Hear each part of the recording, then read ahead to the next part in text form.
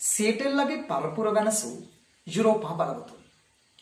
අද දවසේ අපේ දිගහැරුම ඇමරිකා එක්සත් ජනපදයේ නම් නූතන ලෝකයේ තුල තියෙන ප්‍රබල රාජ්‍ය නිර්මාණ වුණේ කොහොමද? මේ රාජ්‍යය තුල ගොඩනැගීමේ ඒ ඓතිහාසික සම්දිස්ථානයන් මොනවද කියන කතාවත් එක්ක. 1492 දී ක්‍රිස්ටෝෆර් කොලම්බස් මේ නව දිවයින මේ නව භූගෝලීය කලාපය සොයා තමාගේ දේශ ගවේෂණ ව්‍යාපාරයේ නිරුණා. ඒ නිශ්චිතවම ඇමරිකාවල සහඳුනා ගන්නේ.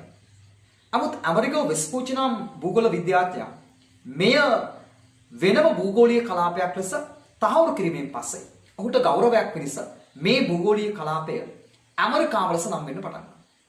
එම ඇමරිකාව තුළ යුරෝපීය බලවතුන්ගේ ක්‍රියාකාරකම් කොයි වගේද? නැත්නම් ඇමරිකාව තුළ යුරෝපීය ජනාවාස ගොඩනැගෙන්නේ ඇයි?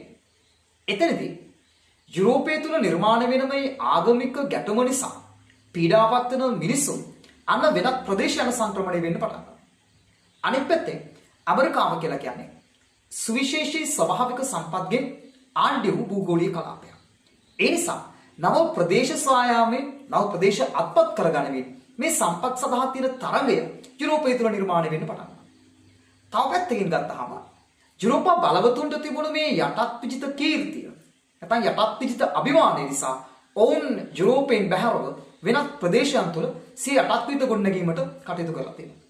මෙන්න මේ සංසිද්ධීන් පදනම්ව තමයි යුරෝපීයන් ඇමරිකානු ප්‍රදේශයන් තුළ සිය ජනාවාස ගොඩනැගීමට කටයුතු කරන්නේ.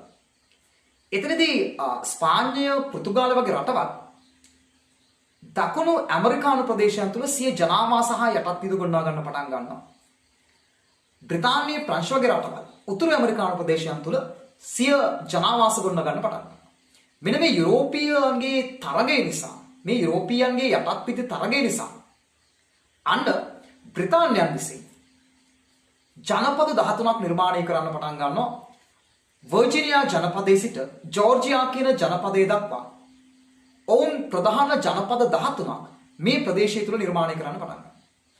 ඒ ජනපද ගොඩනැගීමත් එක්ක ඇමරිකාව නම් රාජ්‍ය නිර්මාණය වීමේ පදනම ගොඩනැගෙන්නේ මේ බ්‍රිතාන්‍යයන්ගේ ජනපදකරණයත් එක්ක.